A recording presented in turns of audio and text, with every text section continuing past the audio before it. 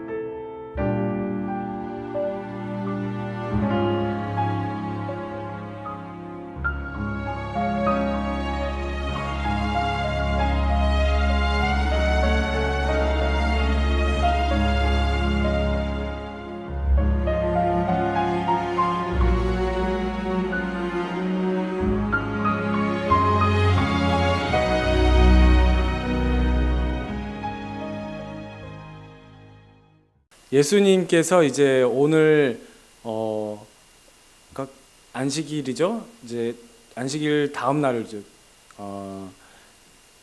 우리에게는 주일 오후죠. 오늘 저녁부터 이제 이게 지금 있는 행적들을 이제 좀 다르게 지도를 통해서 여러분들과 함께 이렇게 나눴습니다.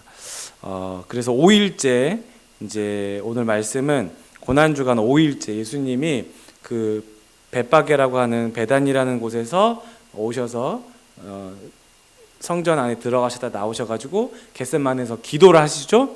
그렇게 기도하신 후에 기도하시면서 이제 됐다, 인자가 팔린다라고 하면서 군인들이 도착합니다. 예, 그 새벽이 잡히시는 거죠. 예수님이 새벽에 군인들에게 잡혀가지고 아까도 여러분이 영상을 보셨지만 겟세마네는 성 밖에 있었죠, 그죠? 성이 이렇게 있으면 성 밖에 이렇게 있었기 때문에 한적한 곳이고 그렇기 때문에 군인들을 동원해서 예수님을 잡아가도 밀란이 일어나지 않는 그렇게 백성들이 막 이렇게 데모하지 않는 그런 딱 좋은 위치였고 시간대였어요.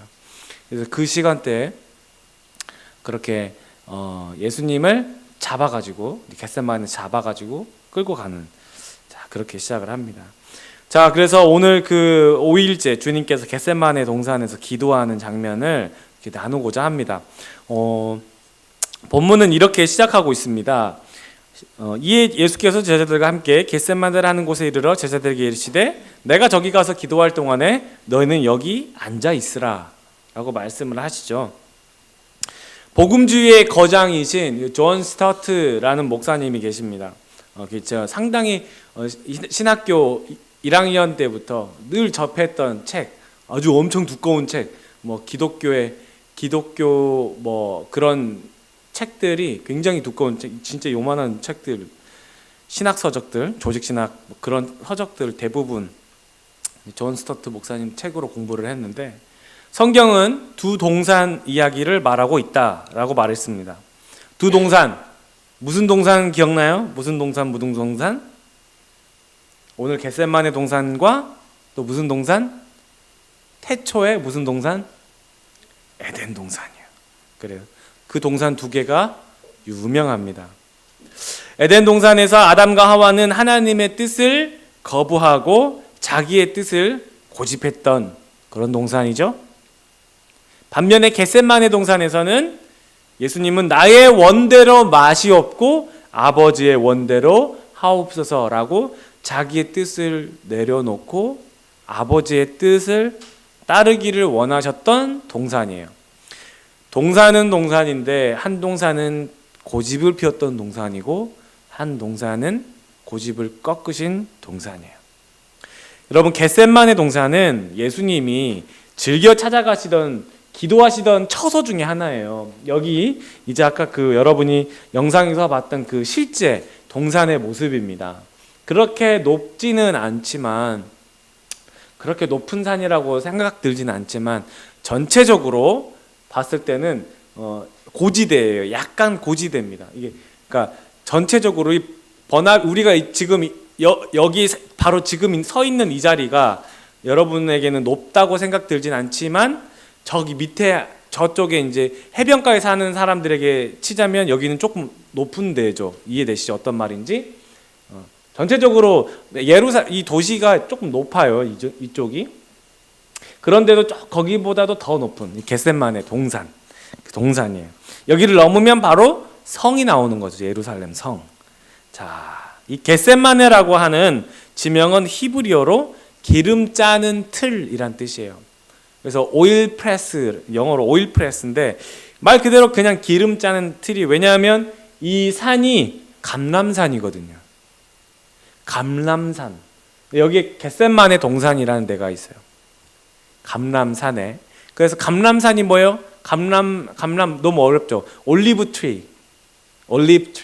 그냥 올리브 나무가 많은 올리브 나무가 있고 올리브 나무 산이 따로 있고 감람산이 따로 있는 게 아니고 같은 산이죠. 이름 영어로 했을 뿐이에요. 올리브 트리. 올리브들이 엄청 많아요. 그래서 올리브 이 감람유를 압착해 가지고 기름을 짜내는 거죠. 여러분도 잘 알다시피 우리가 참깨를 이렇게 짜 가지고 만든 게 뭐예요? 참기름이죠. 참기름. 그걸로 이제 요리도 해 먹고 옛날에 뭐 상처에도 바르고 뭐 그랬다는데 이스라엘 백성들도 마찬가지예요. 근데 올리브 향이 되게 좋다고 합니다.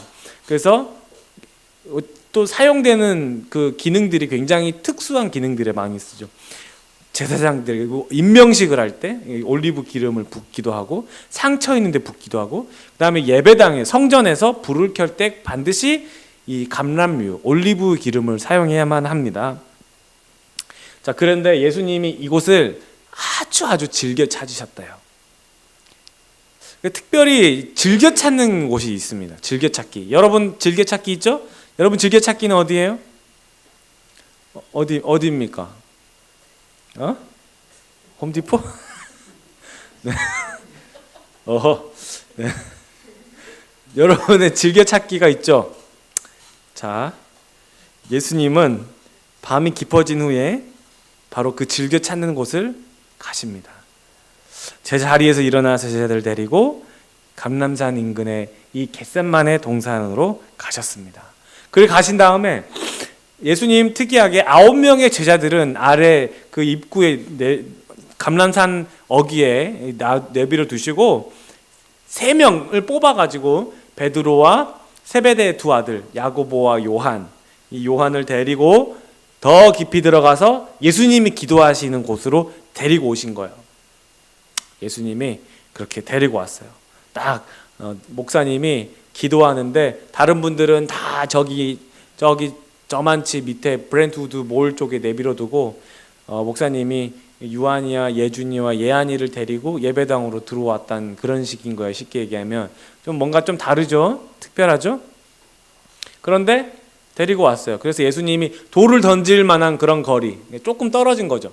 한 10m 정도 떨어져서 예수님이 따로 가서 기도하시는 거예요. 자, 그런데 오늘 거기서 이렇게 말씀합니다. 시작. 베드로와 세베대의 두 아들을 데리고 가실새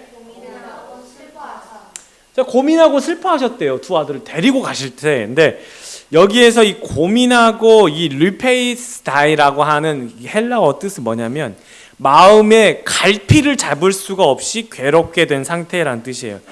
르페이스다이라는 헬라어예요. 고민하고 마음에 갈피를 잡을 수 없는, 막 여러분 그런 막 뭔가 이게 어떻게 걷잡을 수 없는 그런 슬픔인 거예요.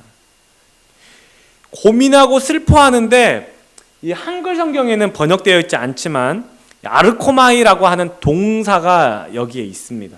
그래서 동사가 고민하고 슬퍼하다라고 하는 이 단어를 꾸며주는데 그게 뭐냐면 아르코마이 시작하다라는 뜻이에요. 그래서 원어의 의미대로 이걸 한글 성경을 보는 게 아니고 원어대로 해석하면 어떻게 되냐면 그가 괴롭고 슬픔에 잠기기 시작하였다 이거예요. 데리고 갈 때부터 이제 시작한 거예요. 갑자기 그게 엄습한 거예요. 그 괴로움과 그 고통이 막. 평소에 기도하시던 장소 겟셋마네. 제가 여러분에게 이렇게 말씀드리는 거는 이제 그 상황에 여러분들이 들어가시는 거예요. 지금 예수님께서 하시는 그 기도의 자리에 여러분이 지금 보고 있는 거예요. 보시라고 하는 거예요. 그 자리에서 기도하다가 군인들에게 잡히실 장소거든요. 그러니 이제 그 마음이 쉬운 자리가 아닌 거예요. 데리고 따로 딱 가시는데 이제부터 자기가 기도한 이후에 시작되는 그 고통의 시간들, 괴로움의 시간들은 너무 참기 힘든 거라는 거예요. 동산에 오를 때 마음의 갈피를 잡을 수 없이 괴롭고 슬픔이 찾아오기 시작한 거예요. 왜냐하면 인성을 지닌 사람이기 때문에 그래요. 예수님은 완전한 신이에요. 신성을 갖고 계신 분인가 동시에 완전한 인간이에요. 완전한 인간이기 때문에 죽음 앞에서 두려워하시는 거예요. 그러니까 이 십자가 사건이 본인 자신, 예수님 자신에게 얼마나 큰 고통과 괴로움으로 다가왔는지를 보여주는 구절이에요. 정말 그것만큼은 아닌 것 같다라는 마음이 드는 거예요. 피하고 싶은 거예요. 자, 계속 봅시다. 그래서 38절에 이어지는 게 시작. 이에 말씀하시되 내 마음이 매우 고민하여 죽게 되었으니 머물러 나와 함께 깨어 있으라. 자, 예수님이 여러분을 저만치 놔두고 돌을 던질 만큼 따로 가셔서 이제 기도하시려고 하는데 여러분에게 예수님이 이렇게 얘기하는 거예요. 내 마음이 매우 고민하여 죽게 되었다. 너희는 여기서 나와 함께 머물러서 깨어 있으라 라고 말씀합니다. 깨어 있으라. 마음이 너무 고민해서 죽게 됐대요. 하나님이신 예수께서 어떻게 해야 하는지 너무나 잘 아는, 다음 상황이 너무나 하나님이기 때문에 하나님에게 시간의 개념이, 하나님에게는 시간이 없는, 어떻게 설명해야 되냐면 시간이라는 거는 우리에게만 주어지는 거예요. 시간이라는 것은 철학이나 신학에서는 이 시간 외의 영역이 바로 하나님의 무한대라는 것이 바로 하나님의 영역인데 시간과 관계없는이라는 뜻을 갖고 있어요. 무한대라는 뜻이에요. 그 영역과 관계없는, 그러니까 시간에 관계가 없어요. 예수님이 과거나 미래나 예수님 다 알고 계시는 거죠. 그 상황이 어떤 상황일지. 근데 동시에 그러니까 이거는 우리가 그거 어떻게 그럼 그게 가능해요라고 이해할 수 없는 범위죠.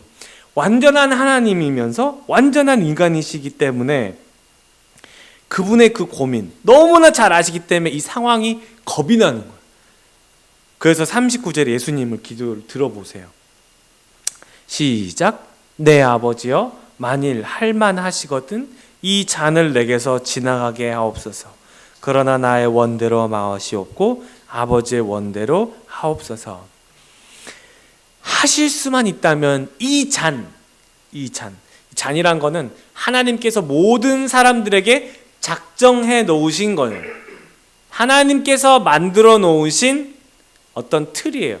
모든 사람에게 정해 놓으신 그 계획을 지나가게 해달라고 간구를 합니다. 인간이신 예수님, 죽음 앞에서 두려워하는 모든 인간의 그 한계를 예수님도 지금 직면한 거예요. 예수님도 괴로워요. 예수님도 슬퍼요. 지금 이 상황을 여러분이 잘 이해를 해야 돼요. 예수님은 십자가에 달리셨을 때 안 아프셨다? 아니에요. 지금 엄청 괴로워하시는 거예요. 너무나 잘 알기 때문에. 어쩔 수가 없어요. 진짜 사람이셨다는 걸 보여주는 거예요.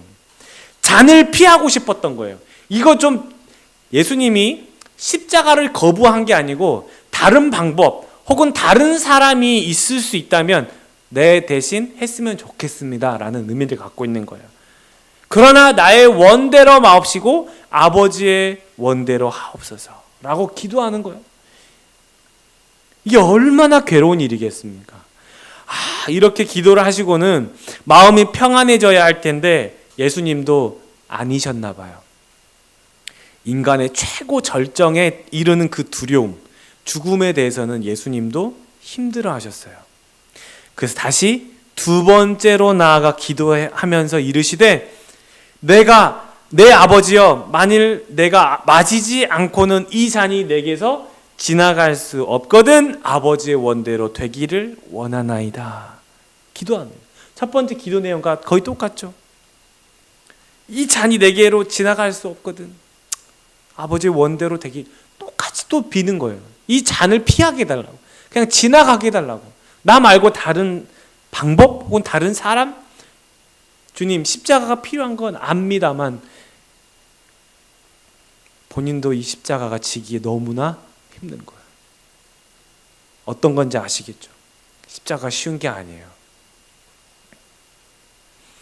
같은 내용으로 두 번째 구했지만 아버지의 뜻은 변함이 없어요. 그걸 아심에도 얼굴을 땅에 대고 구걸하듯이 간절하게 기도합니다. 얼굴을 땅에 대고 기도하셨다고 그랬죠? 여러분 성경 읽으셨죠? 얼굴을 땅에 대고, 이게 얼굴이면 여러분 기도해 보신 적, 여러분 그렇게 기도해 보신 적 있으시죠? 이렇게 앉았을 때 만약에 무릎을 꿇거나 양반다리를 할 경우에 여러분이 얼굴을 땅에 닿게 기도하면 어떻게 되겠어요? 피가 쏠립니다. 코가 막히기 시작해요. 숨쉬기가 되게 힘들어져요. 얼굴이 빨개지거든. 왜냐하면 몸이 이렇게 있으면 위로 이렇게 위에서 아래로 쏟아지기 때문에 힘든 거거든요. 주님이 엄청나게 간절하게 기도하시는 거예요. 그렇게 기도하고 나서도 하나님의 아버지의 뜻이 아닌 것 같아. 세 번째 또 똑같이 기도를 합니다. 마음의 흔들림이 가라앉지 않았던 거예요. 똑같이 또 세 번째 기도를 하는 거예요. 내 아버지요. 그게 모르시는 바가 아닌데 점점 다가오는 극심한 공포와 두려움을 예수님이 기도로 버티시는 거예요. 그러니까 버티시는 거죠. 버티시는 거. 어떻게 할 수가 없는 거예요. 완전한 그 인간적인 그 두려움이 찾아오기 때문에 어쩔 수가 없는 거예요. 하나님이신 예수, 그러나 완전한 인간이신 예수, 아버지의 뜻이기에 버티는 거예요. 그냥 버티는 거예요. 버틴다라고밖에 할 수가 없어요. 이거 설명할 수밖에 없어요. 버티시는 거예요. 여러분 십자가에 달려도 고통을 느끼지 않는 능력이 없는 게 아니잖아요. 예수님이 동시에 하나님이시기 때문에 죽은 사람도 살리시는 분이, 아니 자기가 그 십자가의 고통을 안 느낄 수 없겠어요? 나 안 느껴. 그러면 뭐 어떻게 되겠지? 안 느끼겠죠. 삼손보다 더 센 힘이 있어서 십자가에 매달릴 때 뭐 오리털 패딩을 입은 것처럼 아주 가볍게 느낄 수 있을 거 아니겠어요? 그렇게 아니면 아주 가볍게 메고 십자가를 지고 골고다 가실 수 있지 않겠어요? 하나님이잖아요. 근데 예수님은 그거 하지 않으셨다는 거예요. 지금 나오는 건 완전한 예수, 인간 예수. 그러니까 어린 양 제물로서의 예수. 그게 필요한 거예요, 지금. 그걸 선택하신 거예요. 그 고통, 그 채찍, 그 모욕, 그 수치를, 저와 여러분이 당하는 그 아픔, 살이 찢어지는 고통, 살을 뚫고 들어오는 그 고통을 그냥 다 느끼시는 거예요. 마지막에 쓸개를 입에 갖다 대는 게 그게 그 마취제 역할을 하거든요. 근데 예수님이 그거를 거절을 하십니다. 그나마 많은 사람들이 그 죽을 때 고통을 좀 덜하게 하려고 그 입에 그걸 대는데 그 마취제 역할을 하는 거를 거절합니다. 완전히 제대로 그 고통을 다 느끼시는 거예요. 그것이 바로 우리에 대한 사랑이고 그분이 그것을 충분히 다 담당하시는 거예요. 담당. 그것 내가 담당할게. 그럼 담당이라는 게 참 의미가 있습니다. 내 걸 다 가져가는 거예요. 담당. 주님이 완전한 제물이시면서 동시에 완전한 대제사장으로 주님이 죽으시는 거예요. 그리고 그 성소에 있는 휘장을 찢고 그 안으로 들어가시는 거예요. 대제사장으로 역할로 들어가시는 거예요. 우리를 위한 대제사장인 거예요. 딱 뚫고 들어가시는 거예요. 그냥 성소로 그냥 확 들어가시는 거예요. 지성소로 확 들어가시는 거예요. 그래서 우리의 죄를 주님이 다 담당하셔서 우리가 죄 있지만 죄 없다라고 말씀하시고 이제 우리가 하나님과 직접 만날 수 있는 제사장의 신분이 된 거예요. 그래서 아까 우리 찬양으로 고백했죠. 제사장 삼아 주셨으니 우리를 제사장 삼아 주셨어요. 자, 여러분 다 같이 한번 읽어볼게요. 시작. 그가 곤욕을 당하여 괴로울 때에도 그의 입을 열지 아니하였으며 마치 도수장으로 끌려가는 어린 양과 털 깎는 자 앞에서 잠잠한 양 같이 그의 입을 열지 한마디도 하지 않으셨어요. 단 한마디도 하지 않으셨어요. 나는 죽을 사람이 아닙니다. 나는 잘못을 저지르지 않았습니다. 그런 말 하지 않았어요. 왜냐하면 우리의 죄 때문에 가는 거기 때문에 괴로울 때에도 입을 열지 않았어요. 그 고통을 다 담당하신 거예요. 우리가 그렇게 그 십자가를 져야 되는 거예요. 그분이 담당하셔야 되는 거예요. 내가 아프다고 소리를 지르고 바락바락을 해야 되는데 그걸 다 담당하신 거예요. 죄가 없으시지만 우리의 죄 때문에. 주님은 지금 완전한 인간으로 하나님의 뜻에 순종하고 있다는 것을 적나라하게 보여주고 있는 거예요. 그래서 그런 능력을 사용하지 않으시는 거예요. 제물로서 피가 있어야 죄사함이 있다는 것을 그 말씀을 이루려는 거예요. 피를 흘리시려고 가는 거죠. 여러분, 에덴 동산은 불순종의 동산이지만 겟셋만의 동산은 순종의 동산입니다. 에덴 동산은 배반과 거절의 동산이지만 겟셋만에는 끝까지 기도로 버텨낸 동산이에요. 에덴 동산의 결과는 저주와 형벌이지만 겟셋만의 동산의 결과는 구원과 생명이에요. 여러분, 우리도 얼마든지 내 주변에 있는 선악과를 따먹을 수 있는 자유가 주어졌습니다. 할 수도 있고 안 할 수도 있지만 나의 원대로 맛이 없고 아버지의 원대로 고백하는 사람이 그리스도인이에요.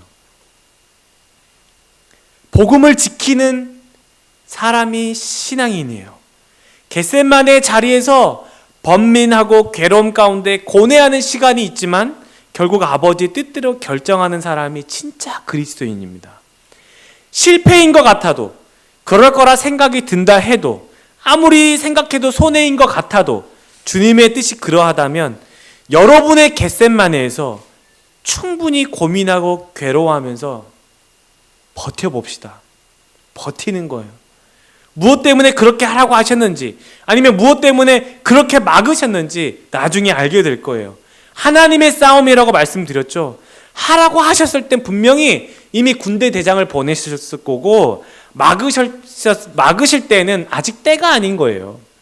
이걸 받아들이는 자리가 겟셋마네예요. 이걸 깨닫는 자리가 겟셋마네예요. 여러분의 겟셋마네에서 여러분 울고 간구하는 수밖에 없어요. 예수님이 그렇게 간절하게 기도하셨던 것처럼 저와 여러분도 여러분의 겟셋마네 그 자리에서 울면서 구하는 수밖에 없어요. 거기서 버텨내는 수밖에 없어요. 거기서 기도하는 수밖에 없어요. 마귀가 너무 세요. 마귀는 우리보다 너무 강해요. 겟셋마네 자리가 없으면 당체 이겨낼 수가 없는 거예요. 하나님의 방법은 빨리 간다고 해서 지름길이 아니고 느리게 간다고 해서 돌아가는 게 아니더라고요. 알고 보면 하나님의 방법이 가장 안전하고 평화롭고 유익해요. 하나님의 방법은 적을 만들지 않아요. 손해를 보는 것 같으나 더 큰 기쁨이 있어요. 나를 더 높여주는 게 하나님의 방법이에요. 내가 더 성장하고 성숙해 있어요. 겟셋마네 자리에서 얼굴을 땅에 대고 엎드려 울고 불고 생떼를 쓰더라도 하나님의 방법으로 그리스도인이 되어가고 있고, 하나님의 방법으로 적을 만들지 않고 그들을 다 품는 하나님의 놀라운 결과를, 열매를 맺게 되는 거예요. 성화되어 가는 거예요.